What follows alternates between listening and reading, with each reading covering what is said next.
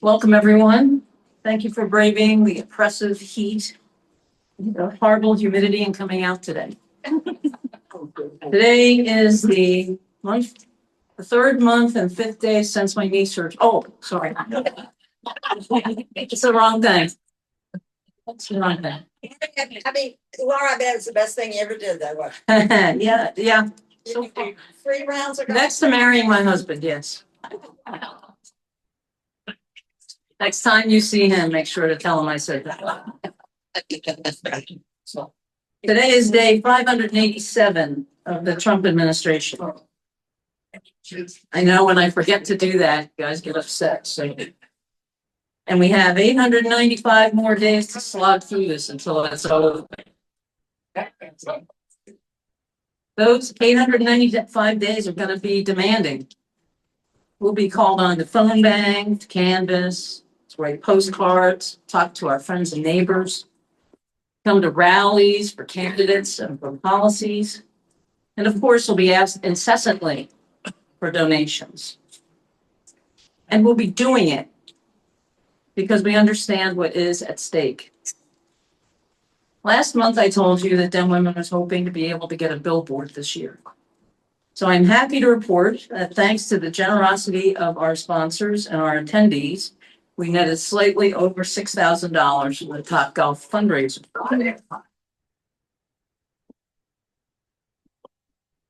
I know that some of the $500 gold sponsors are here, some are not, but please join me in thanking them for making something like this possible. Dorothy and Steve Dow.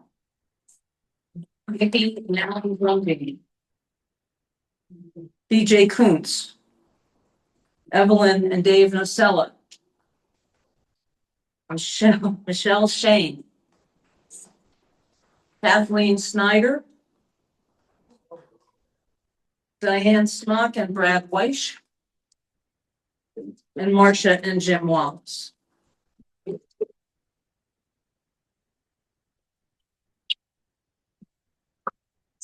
The messages you see on these AI created photos is part of my brain dump. It shouldn't be considered final content unless you really liked it. If you really like it, come tell me. I'll make me feel better. Because I got a bunch more like along these same lines. The GCDP has agreed in principle with partnering with us on this. But even on our own, we do have the funds to purchase a high visibility location. Think of the corner of North Main and South Academy, right at the well. Yes, ma'am. Right, where the cars are stopped all the time for at least 2 lights. Lots of time to read the signs. So we're really pushing for that. Kathleen Snyder has been a big help to us in narrowing down, getting information and narrowing things down, researching. So should have a little applause for Kathleen for all her help.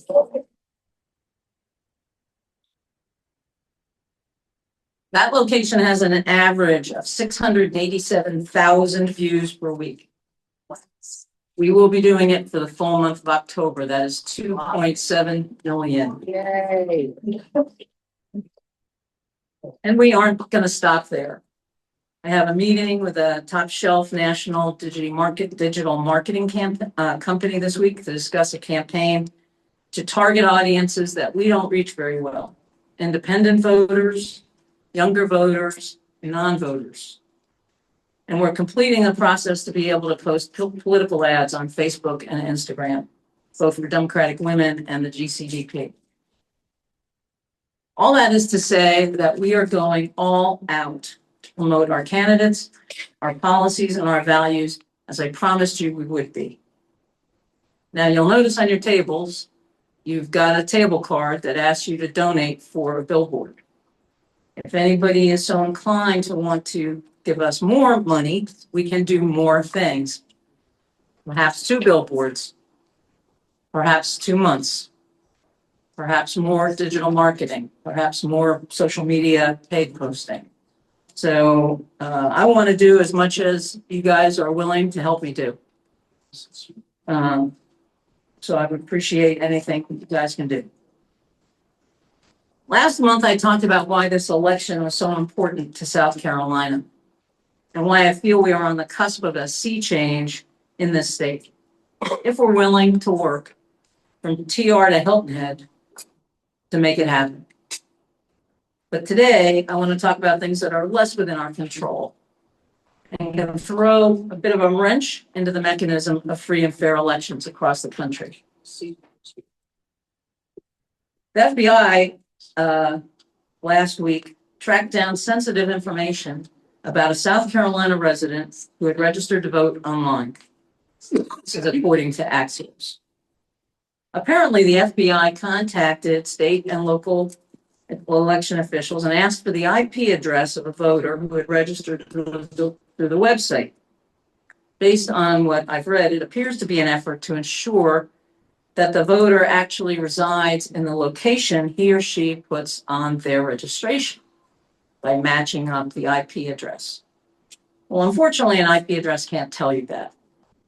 The IP address can tell you where your computer or the computer you were using when your registration when you registered was located down to the city level.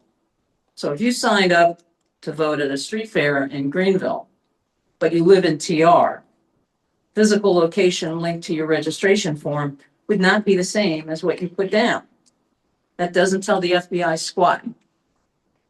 It is unclear how many voters or states the FBI may be investigating, or how often they will be querying states for this information. The IP addresses are not part of the voter registration dumps, at least that we know of, that South Carolina has sent to the feds. What is most frightening is how much the federal government may rely on inaccurate information to either mistakenly identify people as illegally registering or to use the information to cast doubt on the validity of votes in the election. The latter, I think, is more likely. If I told you that 20% of voters registered from outside the state, it might be enough for some voters to believe that, yes, there are a lot of illegal voters, and that's why we need the SAVE Act. Of course, registering to vote doesn't mean voting. So if you registered at an address you don't live at, it's not going to help you cast a ballot. If you go with mail-in, it's going to go to the address you registered at. If you vote in person, you'll need to show identification with your correct address on it. But the doubt may still be there. Another reason to be concerned about our government having this information is that while you can't hack into a person's device by having an IP address, it is a piece of the technology puzzle that can be a first step for hackers. I would not want my IP address in the hands of the bunch of Doge dudes. I've tried saying that 3 times. Practicing, and I keep stumbling over it. Well, you try it. Doge dudes. Not easy. This was a small foray, but it may be a harbinger of bigger things to come. As Axios says, it offers a glimpse of how federal authorities are stepping up their probe of voter rolls and registration practices under pressure from President Trump. Another thing that's going to complicate the situation is the corruption of election staff around the country. This is something Trump and the Heritage Foundation have been working toward for years. In July 2024, at a Turning Point event in Florida, Trump said, "In 4 years, you won't have to vote again. We'll have it fixed so good that you're not ever going to have to vote." Great. The intention of his remarks could not be more clear, and he has been working toward it ever since. 3 different federal agencies that were previously focused on identifying and countering foreign efforts to manipulate elections and misinformation and disinformation don't exist anymore. The State Department shut down the agency that specifically monitored Russia, China, and Iran's disinformation campaigns. The FBI task force that coordinated response to foreign cyber threats and disinformation related to U.S. elections was disbanded in this administration. And the intelligence community's central hub for countering foreign efforts to manipulate our elections was gutted under Tulsi Gabbard. The U.S. Election Assistance Commission, I bet you didn't know we had all these things, which helps set policy and certify new voting equipment, was neutralized when Trump fired the 2 Democratic commissioners and the Republican resigned. So with zero leadership, this organization exists in name only. The federal agency that worked with state and local governments to share cyber threats and assist in securing voting infrastructure across the country ceased to exist when the budget was zeroed out by Trump. And CISA, an agency within the Department of Homeland Security that was extremely effective in protecting elections and U.S. infrastructure from cyber threats, was critically wounded when DOJ fired more than 100 staffers and put hundreds of others on leave. At the same time that he is weakening the prevention, Trump is putting wolves in sheep's clothing into state election offices. There are 25 county-level election officials across the U.S. who have been publicly aligned with the election denier movement. Additionally, in this midterm, election deniers are nearly a party unto themselves. 20 are running for governor, including 2 incumbents. 10 are running for Secretary of State, and 9 are running for Attorney General, including 3 incumbents. One of those gubernatorial candidates is Alan Wilson. He falsely claimed that Trump won the 2020 election and even signed on to a lawsuit brought by Texas to overturn the results of the 2020. He took a lot of heat about using South Carolina staff and money and other resources to fight the Texas lawsuit. And he also was charged that there was a formal disciplinary complaint against him that charged that he was, quote, fanning the flame of insurrection and setting the stage for the Capitol attack. On social media and in press statements, he spread lies and promoted conspiracy theories. That's public record. 2 candidates running in the primary for U.S. Senate, Ralph Norman and Russell Fry, both questioned the legitimacy of Joe Biden's massive election victory. And Norman, a sitting congressman, voted against certification. All this is to say that evil triumphs when good people do nothing. All the people in this room are all doing something right now. And I imagine that a large number of you, I was talking to some ladies over there from North Greenville, thank you guys, are working the elections, either as a poll manager or a poll watcher.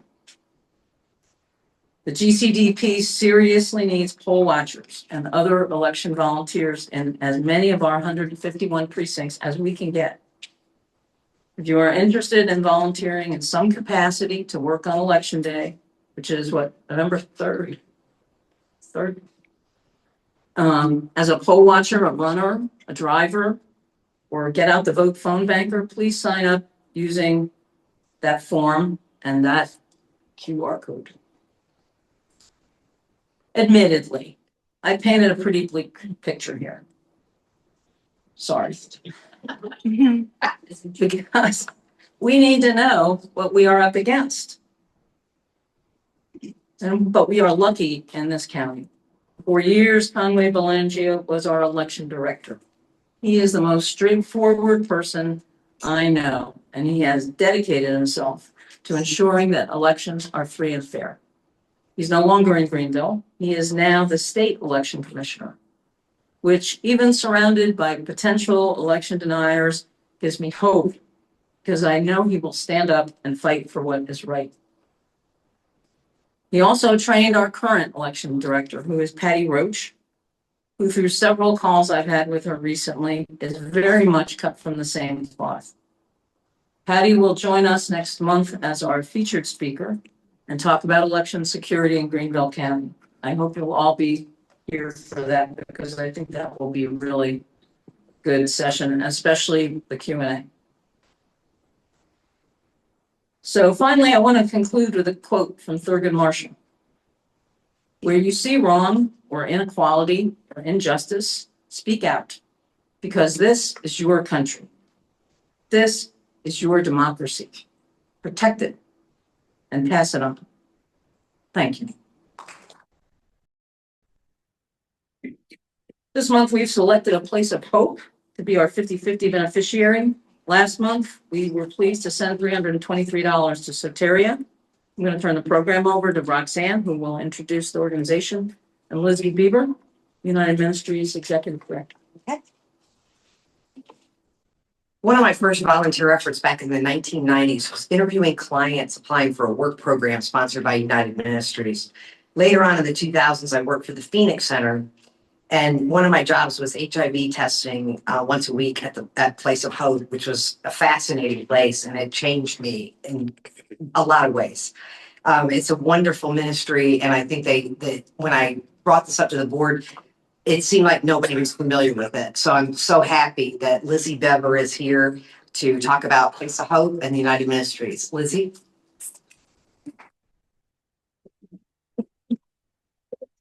Hi, everyone. Good evening. It's really totally an honor to be here with you. And while what we just heard was very grim, I'm also very, very inspired by each of you. And I know many of you in this room. And yeah, it's just an honor. So I have 3 minutes, now less than that. So I'm gonna be really quick. So if you don't know what United Ministries is, which is where the Place of Hope is, we're located in the west end of Greenville, 606 Pendleton Street. So I see Michelle back there. We're right down the road from Project Host, another wonderful nonprofit. And we've been in the community for 56 years.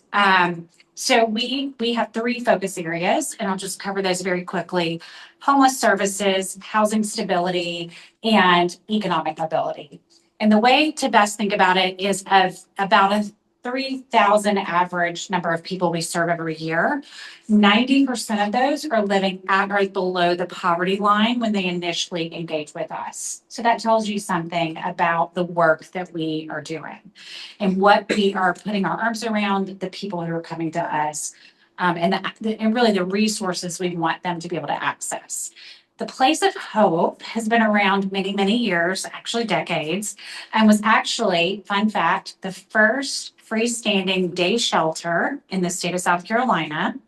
Now, I have conflicting feelings about that. I'm both proud of it, and also I wish we lived in a world where that was not a need. So we are always working towards improving the lives for the people who come to us.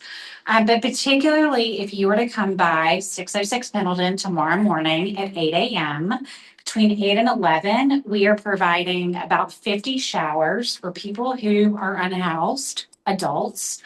Many of them have been what we would call chronically unhoused. So in an unstable environment, some are truly living outside. Others are couch surfing with friends and family, but chronically unhoused for at least a year or longer. And then engaging, we have restrooms, and we also have laundry services. Those are all really an entree for people to engage in basic needs being provided. What really happens at Place of Hope and why we've kept that name is that it is an intersection of community and belonging where people who maybe did not have the fortune that some of us have had of a family system, friends, and really that safety net to fall back on when life hits. Many of those folks have found that at Place of Hope. And so whether they are still unhoused or have found housing but come back to connect with friends and colleagues there. We serve about 1,000 unique individuals a year.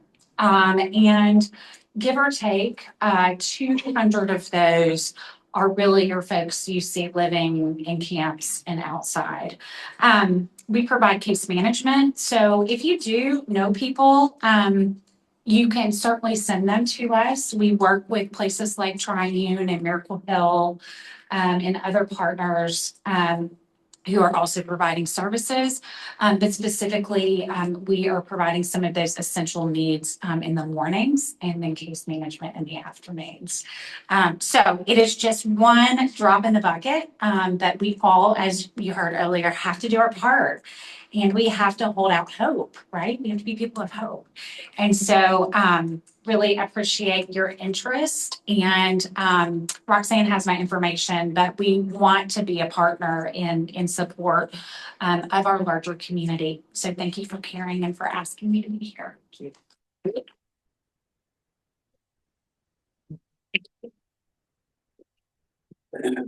Okay. Because we haven't heard enough about AI, here we go. Jack Hansen is mostly retired from a career in research and research leadership. He received engineering degrees from Stanford University and MIT. He served as Associate Director of the Penn State Applied Research Laboratory, Deputy Center Director for Research at the NASA Ames Research Center, and Associate Director of the Florida Institute for Human and Machine Cognition. Since leaving full-time work, he's co-authored 2 books on the personal dimensions of preparing for and living in retirement, as well as leading numerous seminars on the topic. And I know there's especially women in this room that may want to attend one of his seminars, but your husband seems like husbands have a harder time retiring than women, but that's just me. Please welcome Jack Hansen.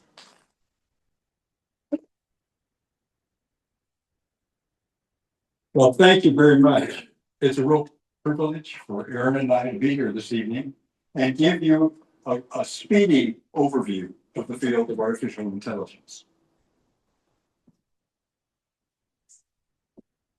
So I think it's good for us to begin with a definition of artificial intelligence. And I would suggest that it's simply this. It's the performing of cognitive tasks such as reasoning, learning, planning, and so forth, done by a computer. And I'd like to point out that in the history of artificial intelligence, there have been 2 complementary objectives that have been pursued. One has been to replace human cognition where that's helpful. So, for example, there are some applications of repairing spacecraft during missions where the time delays associated with communicating between Earth and the spacecraft are long enough that things have to be done on board. So that's a place where you want to replace human cognition. An example of leveraging and augmenting human cognition, where artificial intelligence is used very effectively, is in support of air traffic managers who are experts in the whole planning and scheduling of the air traffic of our country. So that's a case where one of many we can talk about, where the role is really about leveraging and extending human cognitive performance. So a little bit about the history of artificial intelligence. If you read much of the popular press, you would think that artificial intelligence started about 5 years ago, but that's really not the case. The father of modern artificial intelligence was a brilliant British mathematician named Alan Turing. Some of you may be familiar with a part of Alan Turing's work through the 2014 movie called Imitation Game. This describes Alan Turing's leadership of a team at Bletchley Park that cracked the German Enigma code. Incidentally, I checked last night, this movie is still available on Apple TV. I didn't check on other streaming services, but if you haven't seen it, it's worth the 2 hours. So then beginning in the 1960s and continuing to today, there have been a set of artificial intelligence capabilities that are really mimics of the way you and I think or reason. So one example is the whole function of planning and scheduling tasks like we do if we're going to run a sequence of errands. So that has been reduced to computer and AI computer programs can do planning and scheduling much more quickly, much more effectively, and for much more complicated circumstances than you and I are capable of.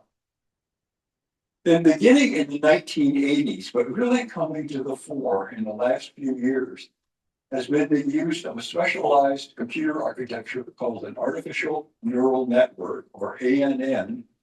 An artificial neural network is an architecture that learns from large amounts of data.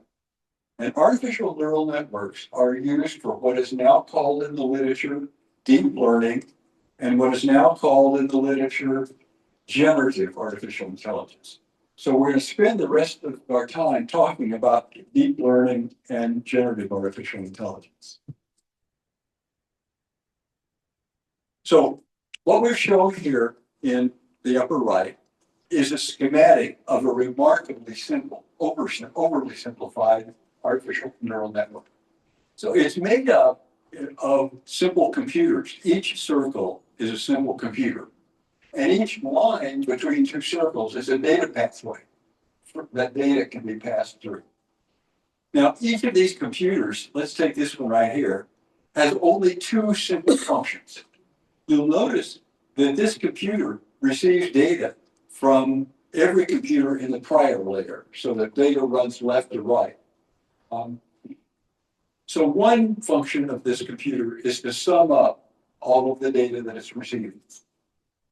The second function is to multiply that sum by a multiplicative factor called a weight before it sends signals onto each of the computers in the next layer.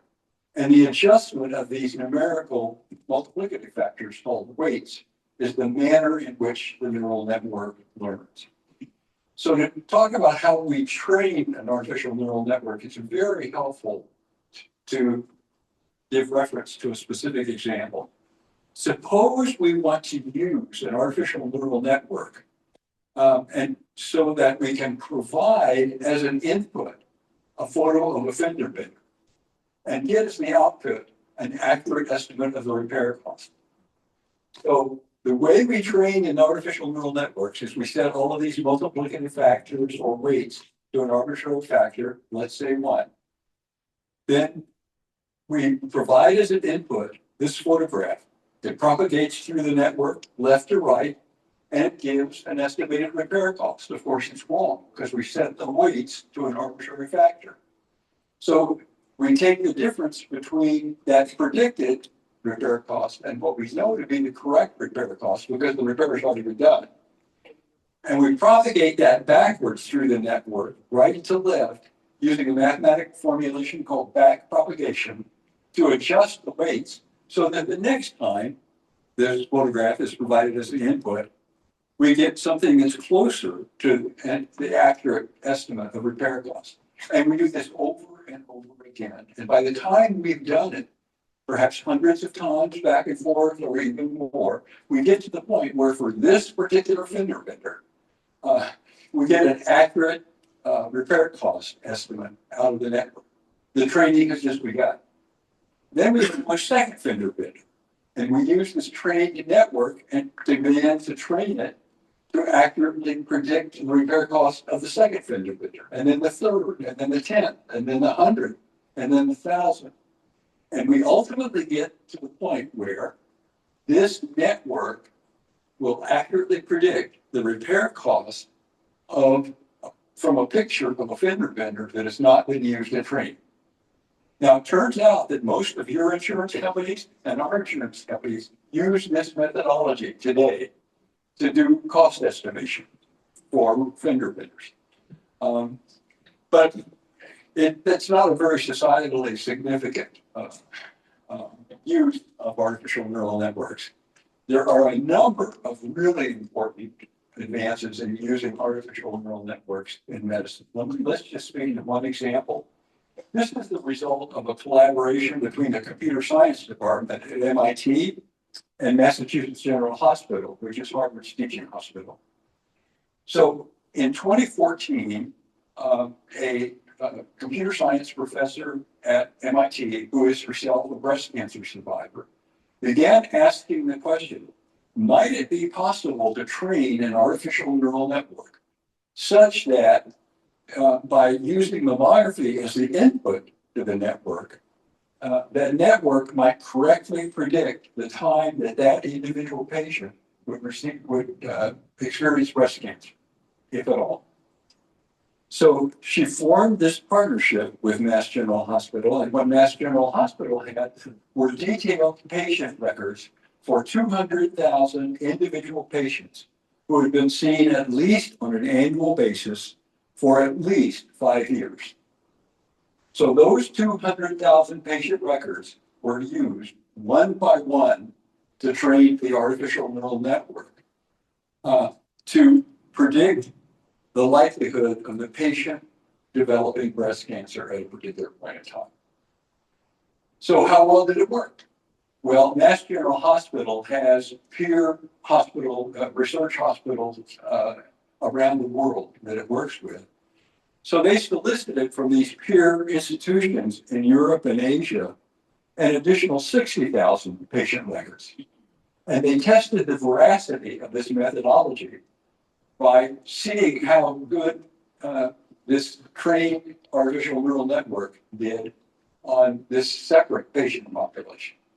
As it cut to the chase, they found that this neural network correctly predicted the time to development of breast cancer in 76% of all cases.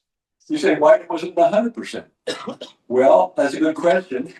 There are a couple reasons for that. One is it's thought that there is some impact on breast cancer development of ethnicity. And obviously, the 200,000 patients seen at Mass General Hospital, which is headquartered in Boston, would be different from the ethnic makeup of the patient population from hospitals in Europe and Asia. Also, there are some minor differences in the details of high resolution medical imaging as it's carried out in the US and other countries. So, but even so, with those two provisos, it turns out 76% is a very good number. It turns out that's more than 3 times as accurate as the currently used method in the United States, which relies on family history, ethnicity, age, and other similar factors. So this is a very big deal. And it's just one small window into the potential of what is called deep learning, that is using a neural network to learn the relationship between an input and an output in a significant manner. It's a small window into the use of this methodology in medicine. So that is about deep learning. Artificial neural networks that are much more complicated are used for a second purpose. And this is the topic of most of what you read about artificial intelligence in the press today. And that is so-called generative artificial intelligence. So whereas deep learning is about learning to solve a problem, given a problem statement, generative artificial intelligence is around generating new content. That can be new written content. So think ChatGPT. That can be new computer code. That can be new artistic expression. Now, the way that most of us in this room have interacted with generative artificial intelligence, whether we know it or not, is the last time we sat at our computer and used our internet browser and asked for the definition of a term or posed a question or something. You know, it used to be when you did that, you would get a set of, or a list of articles to read. Now, before you get that, you get something called an AI summary. Have you noticed? That is generative artificial intelligence. And that little summary, it uses about 10 times the energy of what you used to be provided in terms of the articles that were relevant.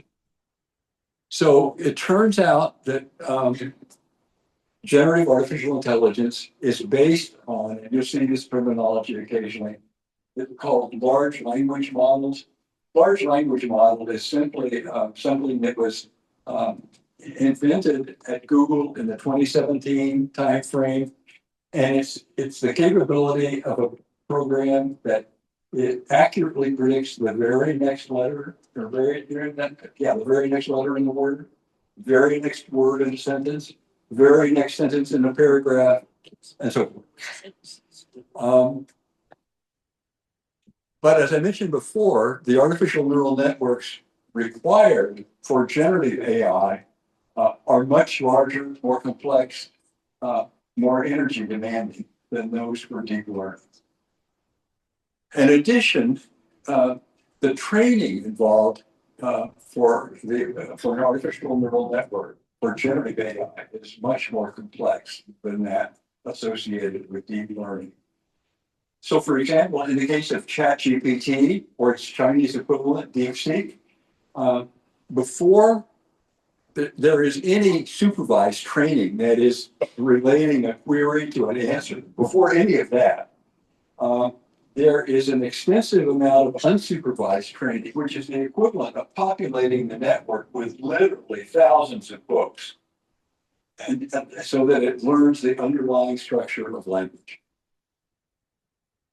So almost all of the angst that you read about in the literature today concerning artificial intelligence is focused on generative artificial intelligence. And I'd like you to walk away with an appreciation that there's a whole world of artificial intelligence that's not generative AI. So what are the concerns about generative artificial intelligence? Well, this picture on the left certainly helps us understand one. Some of you may have been to Gilroy, California. It's about 50 miles south of Silicon Valley. It's the garlic capital of the world. You know it by the smell if you drive through Gilroy. This is a data center recently completed by Amazon for generative artificial intelligence in Gilroy. This data center consumes an amount of power equivalent to that consumed on a per year basis, equivalent to that consumed by about 400,000 electric cars. So that just gives you one kind of sense of why generative artificial intelligence is driving the data center issue that we read more and more about and how serious it is. And also, I think it's important, again, to point out that generative AI requires nominally 1,000 times more energy than deep learning does, even though they both use artificial neural networks at the core as a reasoning engine. So that's one problem with generative AI. Another problem with generative AI goes by the fancy name of hallucination. That means making stuff up, okay? So just three well-known examples from the last year or year and a half. Just within the last couple of months, it was reported that a large law firm used ChatGPT to do some of the more routine document generation associated with an important court filing. Well, the judge presiding over the case started looking at the filings and realized that non-existent court cases were cited as a basis for the argument being made. Not a good idea, right? And within the last couple of weeks, one of the most prestigious scientific journals in the world, called Nature, has reported that it is getting more and more papers submitted for review for publication that contain non-existent articles being referenced. So this is, again, I think the moral of the story here in part is when you use generative AI, be it an AI summary or be it ChatGPT to write a document for you, be careful. And a third example, which is kind of much more trivial. A couple of years ago, Google was displaying to a large crowd one of its generative AI tools. And one of the queries posed was, how do we make pizza in such a way that the top layer of cheese doesn't slide off? The answer that came back, add a quarter cup of fluid. So I'm not making this up. So these are just a few of the problems that are associated with generative AI. Very recently, it has come to light through interactions between the company Anthropic, which in my view is the most responsible generative AI company in the world, and the White House, that Anthropic has developed a capability to write code that looks like a hacker on steroids. So this particular code goes by the name Mythos. What does Mythos do?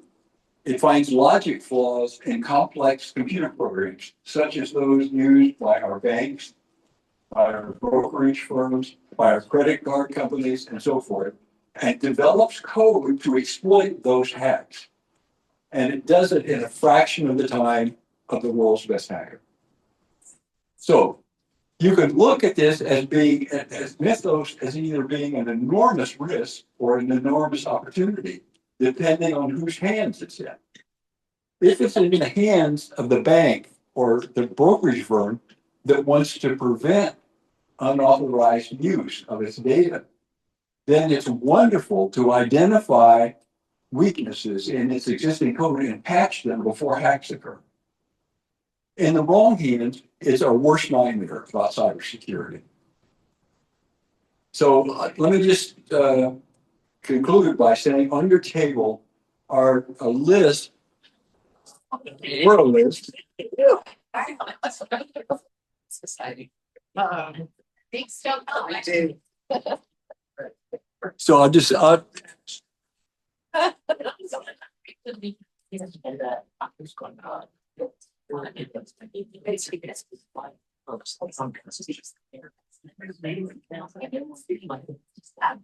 try to talk loud and simply say, on your table are a list of terms we've talked about.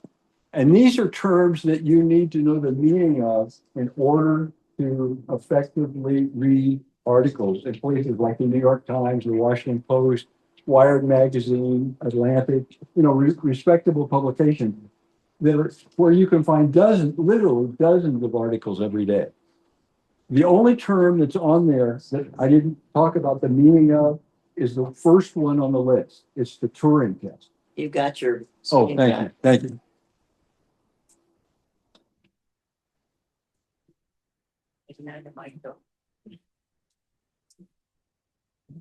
Still says it's not connected. Is this, yeah, this one's connected. Okay. So the only one is the Turing test. Remember, the father of modern artificial intelligence is Alan Turing. The Turing test was actually proposed by Alan Turing to measure the effectiveness of an AI system. And the Turing test is simply this. An AI system is said to have passed the Turing test if its ability to solve a complex task is either equal to or better than that of a human expert working to solve the same task. So with that, let me turn it over to Aaron. Let me just give a brief intro. J. Aaron Simmons is a professor of philosophy at Furman University and specializes in philosophy of religion and political philosophy. A widely sought after speaker and award-winning teacher, Simmons is author and editor of numerous books and over 100 other essays. He's the former president of the Soren Kierkegaard Society. His most recent book is Camping with Kierkegaard, and he's just finished a new book on virtuous leadership and organizational culture. Please welcome J. Aaron Simmons. Thanks so much for having us. I was a little worried about Jack's projection, but since I'm Pentecostal, I figured the thunder is basically like a B3 organ behind the pastor. Bunch of y'all are Baptists, which means you have no idea what I'm talking about. Okay. All right. So what I want to do is take Jack's account of what AI is, the history that's developed it, and then try to give you just a very quick set of implications for democracy. Now, Jack and I have done versions of this talk at, I don't know, probably close to 20 places at this point, and it's normally about an hour and a half long. So my section, so his is abridged, mine's entirely different. So I decided, all right, how can I reduce all of these different implications and worries and possible promise and perils to one big takeaway? And that's what I'm going to try to give you tonight. In order to do that, I thought, what's the quickest possible way to express my worry? And it is a 3-minute YouTube video called A Day in the Life of an Enshittificator. Now, I have to be clear, my mom is very disappointed that I'm showing this to you. A, she's a Republican, and two, she thinks that I should use better language in front of public audiences. But he has a Scandinavian accent, and so I've decided to think it's okay.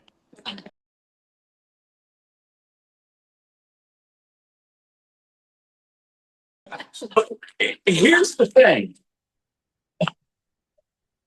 I genuinely think everything in that short little video speaks to the implications of the future of AI technology and its effect on democracy. Notice, in there, one person ends up benefiting from everyone else having a harder time. Here you've got class consciousness, economic disadvantage, the requirement of people needing you to sustain what it is that they're able to do previously on their own, now in fact has transformed to an entirely different social model. Now, all of you, I hope, are wearing shoes. Yeah? Those are tools that protect our feet.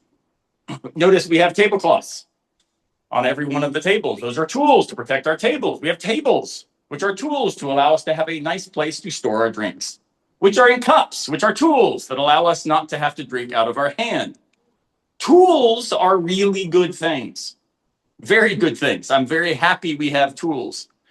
But we've got to recognize that when we talk about virtue and vice, when we talk about moral qualities, when we talk about democratic society, we're not talking about the virtue and vice of a tool. We're talking about virtue and vice as habits and practices and characteristics of people. Tools are indifferent. Technology is indifferent. So this is important because in order for us to think about AI, we've got to ask, well, who's doing the thinking? If we are an aware, critical, and engaged citizenry, AI is an unbelievable, powerful resource for the very types of things that we might name as social justice, we might name as equality, might name as freedom, right? So, for example, think about the equality of access to information. You don't have to now have all of these degrees in order to be able to make sense of things. Part of what's awful about AI summaries is it can hallucinate and it costs a lot of energy, but it's also something that is able to summarize what normally would take lots of time to navigate. What if you're working third shift? What if you have 3 jobs? You've got kids, like the ability to say AI makes information accessible to us and it equalizes us. That's a democratic good. Second, it expands discursive possibilities. The ability for us to think with each other is facilitated and fostered in many ways by artificial intelligence, allowing us to be able to engage in new modes. This also, though, requires that we are reason-giving beings who care about truth. This requires that we take each other seriously as interlocutors, not simply as enemies and opponents. New models for human labor. This is always my favorite to talk about. We worry a lot. And one of the most frequent questions Jack and I get is, but what's going to happen to jobs? And what happens to the economy? And won't this be awful? Only if we conceive of society as a place where humans have dignity, if and only if they are profit-generating beings. It doesn't have to be understood that way. So when we think about an AI future, I would love for us to have 20-hour work weeks instead of 40 because AI's made that possible. But that requires actual equality relative to social minimums so that we don't have some benefiting from more leisure and others becoming the batteries operating the AI behind the scenes, right? So if we conceive of a society where justice, truth, virtue are things that matter, AI is an unbelievably cool tool, right? And maybe the most powerful one in human history. What if, however, things aren't so good? What if instead we have uncritical, post-literate citizenry? And here I'm citing an Atlantic article came out a few weeks ago that we are now in a post-literate age, according to all the data. Harvard, in fact, did a study among their students, and they got mad at professors for requiring them to read books. I kid you not. Not because they just don't read, but because they found it an inefficient way to communicate information. So their thought was the professor was being a jerk by hiding the information in 200 pages when the AI summary could give it to him in a paragraph. Why waste their time?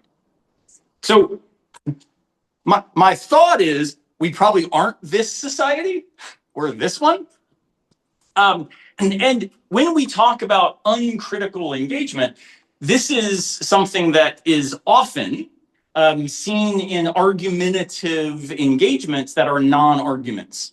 So, for example, there was a recent interview between Dana Bash interviewing RFK Jr. During that interview, it looked like he was giving lots of reasons for believing the claims he was making.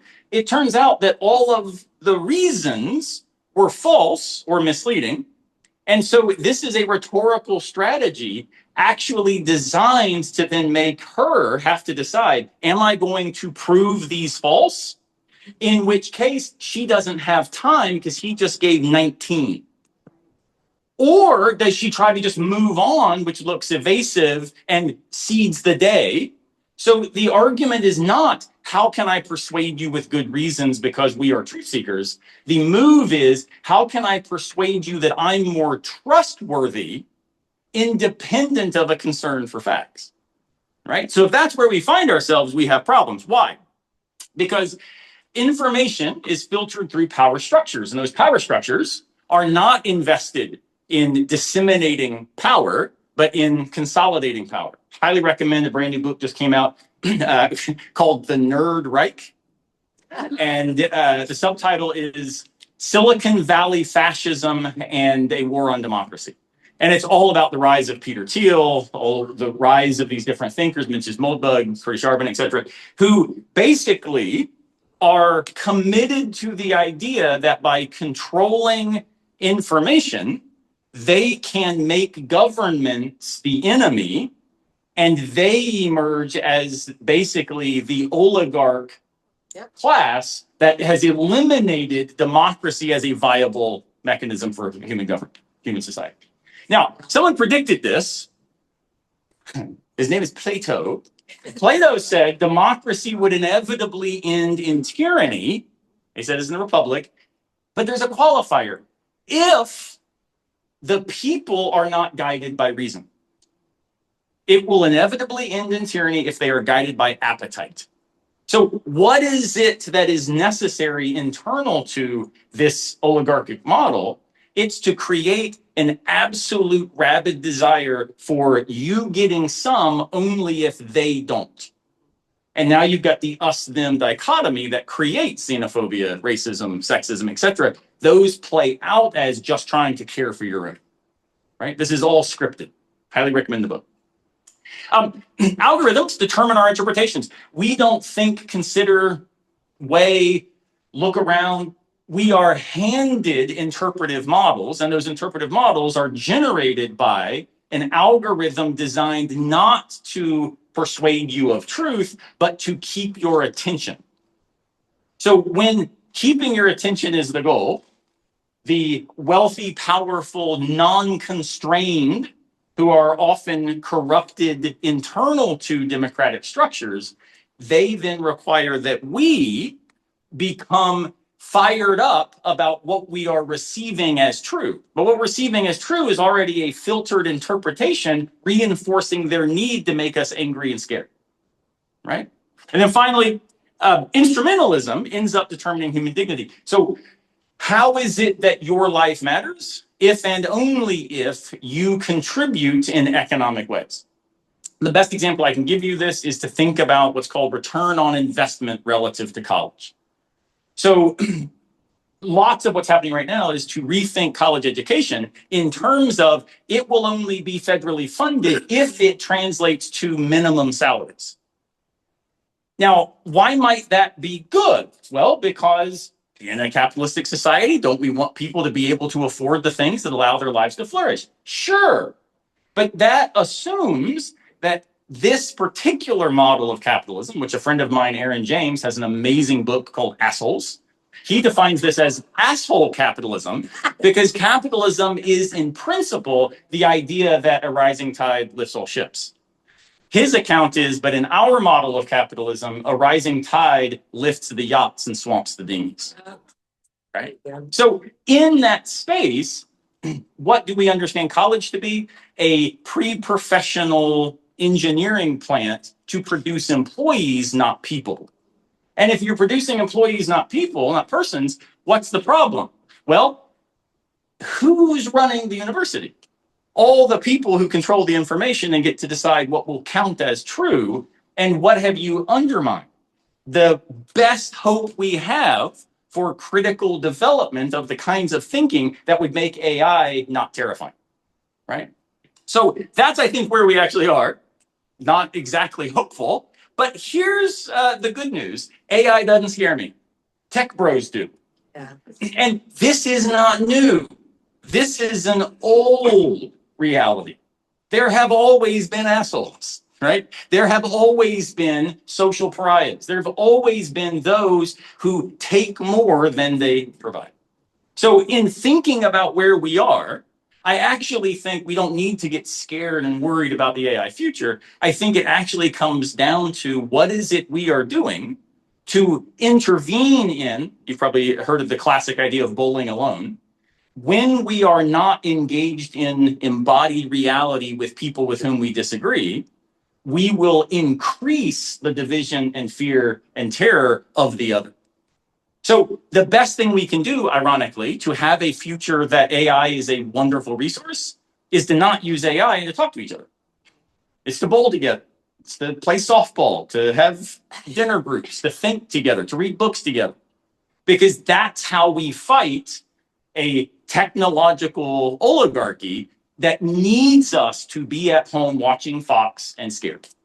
Or, for what it's worth, MSNBC and scared of Fox, right? It cuts the same direction. They all benefit. They all profit. So ultimately, that's, I think, where we are. The biggest implication for democracy is AI in the hands of the people who shouldn't have it will, in fact, make democracy shitty. And when it gets that bad, we will clamor for some alternative. And that alternative, whether on the right or the left, is likely to be tyrannical. Yeah. So that's my hope. We can stop this. Conversations continue. We don't have to give into this as inevitable. The biggest strength we have is to recognize that contingency means things could be otherwise. The greatest tool of those in power is to convince us that it has to be this way. Yeah.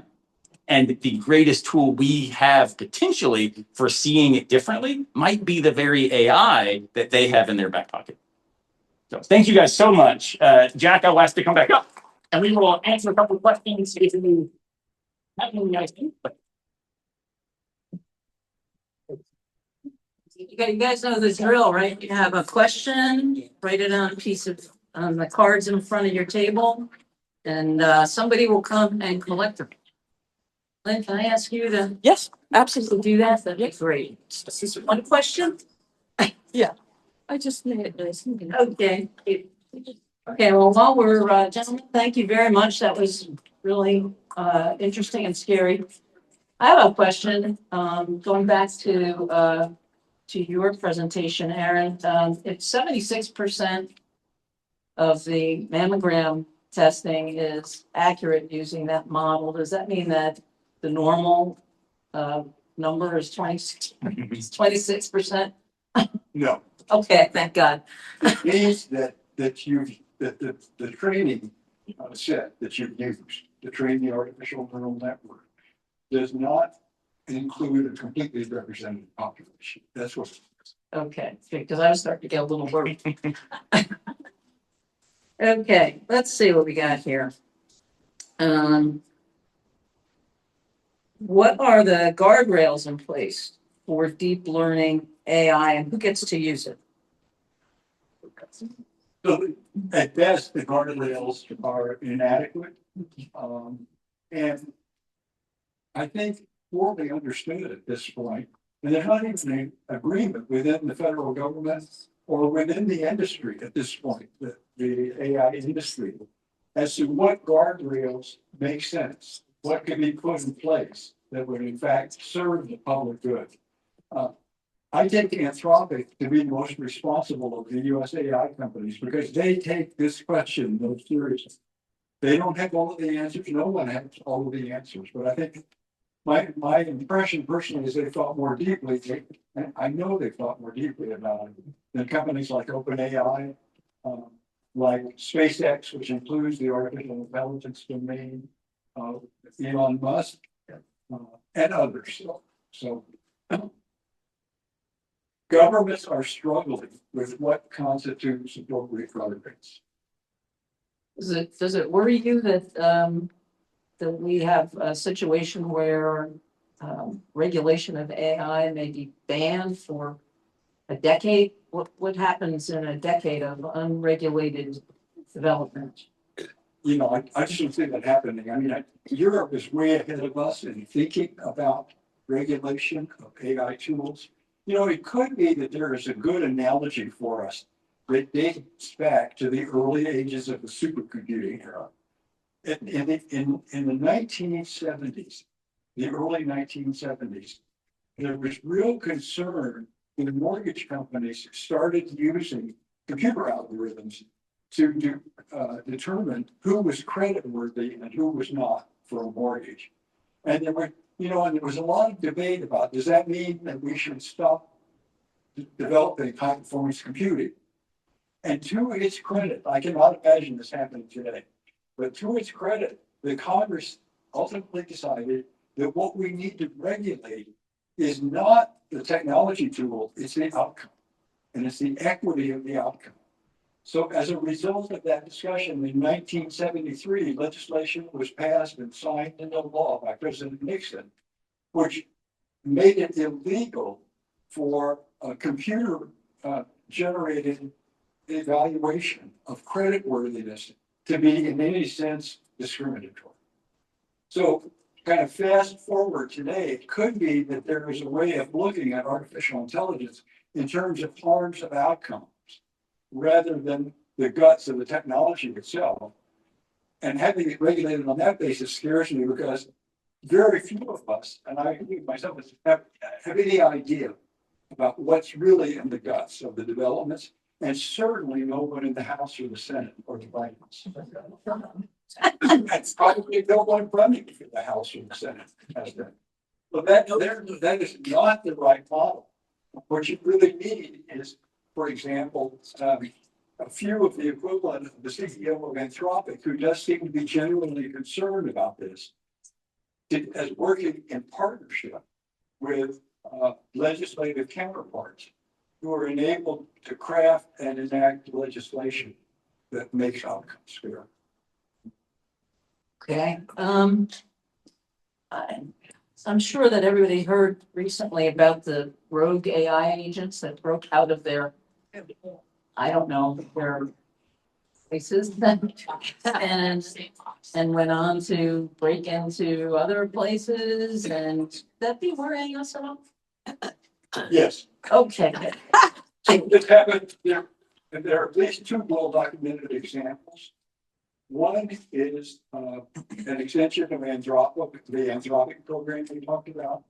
The other is an OpenAI program. And both companies, to their credit, discovered that this had happened.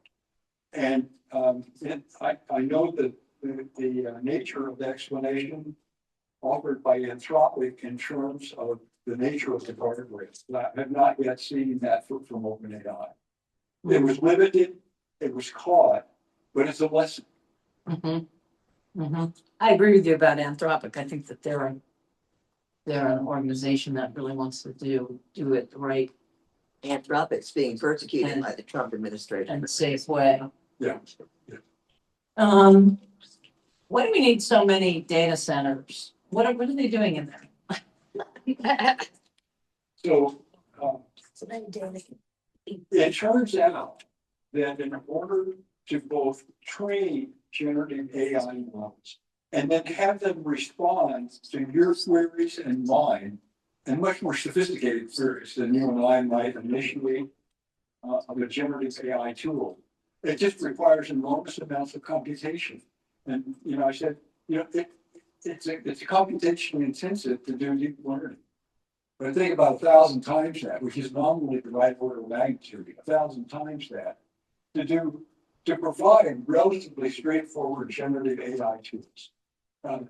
And to me, the question is, what generative AI tools have enough social benefit to make the cost worth it? And I have not heard a discussion of that topic in any form. What the current mindset seems to be, depending on who you talk to, is we've got to be Chinese. So we're going to invest everything in sight in data centers that will probably be obsolete in under a decade. So, I think it's a different kind of discussion that we really need to be having. one thing I would add to this is it's also important to realize how linked all these ideas are. This is part of what the nerd rank goes into. But so why might we want to build a bunch of data centers? Because it turns out between basically 85 and 90 cents on every dollar in AI investment is basically speculative and them buying it back from themselves. So why this matters is because we talk about AI bubbles in the stock market. All these companies are effectively buying each other. So to prop up artificial realities and returns on what is as of yet not actually profit yielding. So they've got to spend the money on something. And so data centers that are sitting empty becomes a way of getting this money off the books to make it look like it's actually infrastructure investment. And this allows then the stock worries to be less worrisome to investors so that there's not this crash relative to this sort of insider model, right? This also is linked about regulation. To talk about AI regulation is also to talk about cryptocurrency regulation. These are connected. You may have heard that currently there's some bills going through Congress. They went on break before they could get this resolved about whether crypto should be regulated as an equity or as a currency, a commodity. And if it's regulated as a commodity, which is what the companies are asking for, it turns out that the commodities regulators are roughly a quarter in size and effectiveness of the equities regulators. And this would effectively break them. So there would be no regulations, even though now Congress could brag about creating crypto regulation. All the while, that Trump administration, the Trump family in particular, are making billions off of crypto. And this, of course, is then a way for people like Peter Thiel and others to make the claim that when we create money that is no longer owing to any social order, and we create technology that replaces human labor, we now have an infinite workforce without any regulatory body that can oversee it. And so in this model, we end up with, again, democracy getting worse and worse and worse and worse because the quality of life gets worse and worse and worse. And then we make it about economic realities that motivate people to then go vote, but they're actually voting frustrated by the situation created by the people asking for their votes.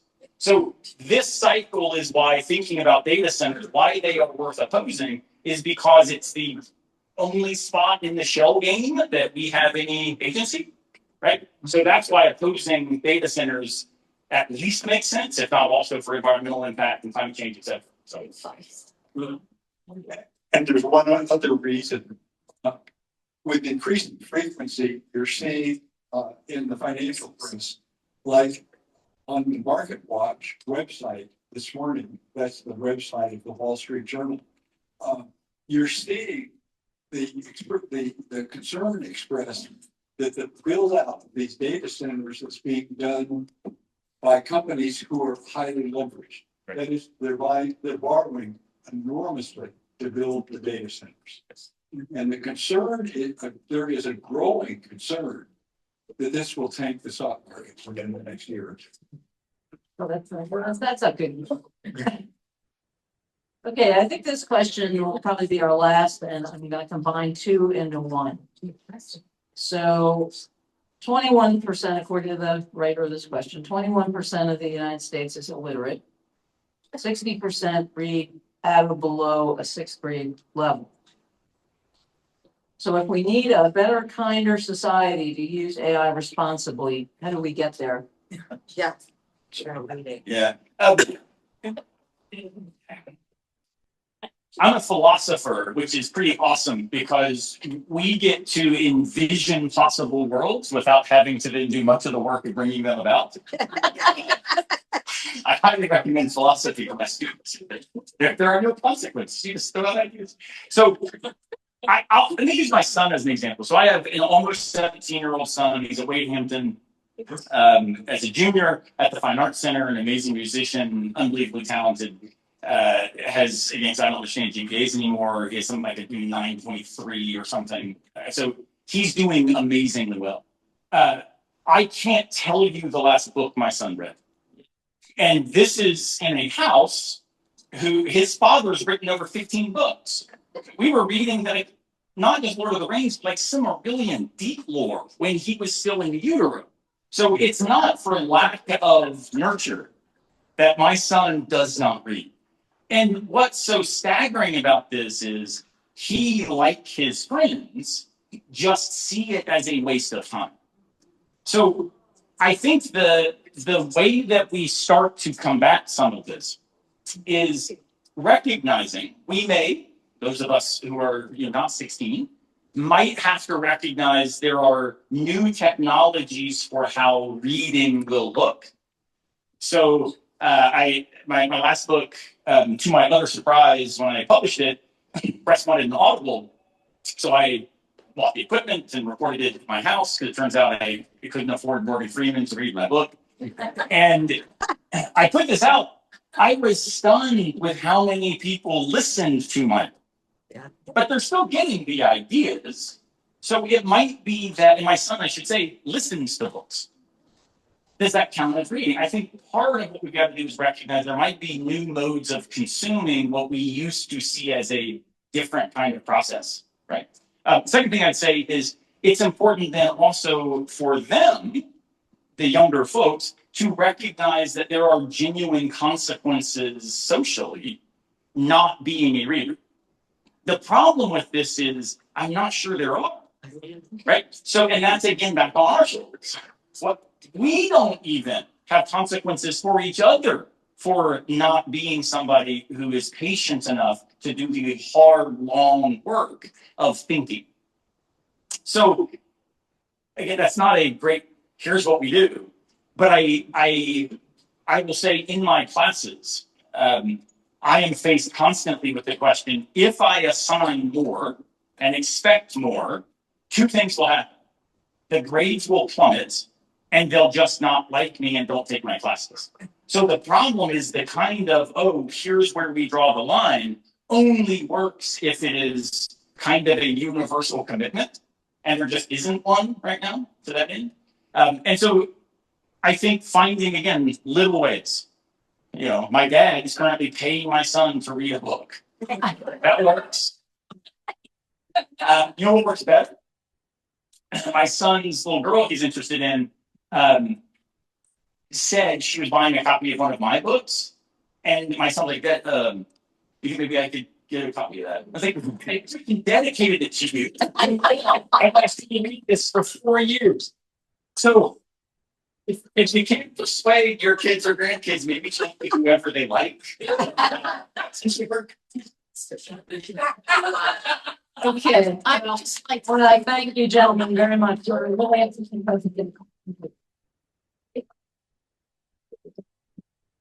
Let's on the positive side of things. Greenville Literacy Association had its great big book sale this weekend, and it was standing room only.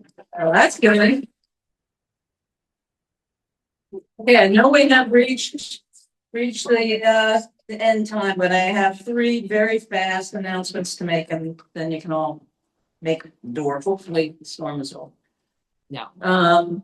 We are gonna be having canvassing training. We did this last year. We're gonna be doing it again this year on September 11th, from 5 to 7. The greatest canvasser in Greenville, Counselor Dorothy Dow, will be leading it. And then we're gonna follow that on the following day, Saturday, with a canvassing. We're all gonna go canvassing, and each of the new folks who are trained will go with an experienced canvasser, so you have a buddy. There was a sign-up link in the slideshow, which I'm gonna send out to you all tomorrow.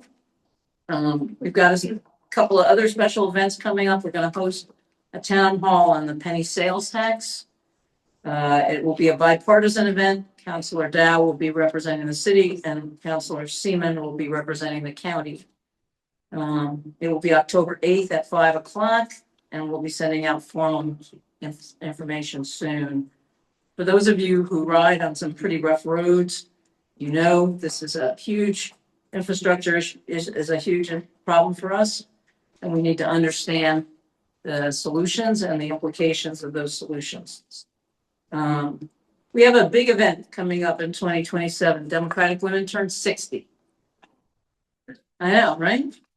So you're gonna hear a lot more about this in the months to come, but for now, if you are all interested in helping put together our celebration of this milestone, Linda Hardman, our former president, is going to be leading that committee.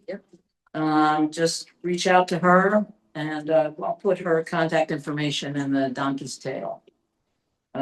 Finally, I want to remind you that next month we go back to noon meetings. This was the last of our evening meetings. The attendance has been fantastic. I hope those of you who have been coming will be able to continue to come.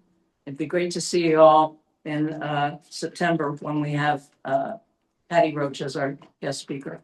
And drive safely going home tonight. Thank you.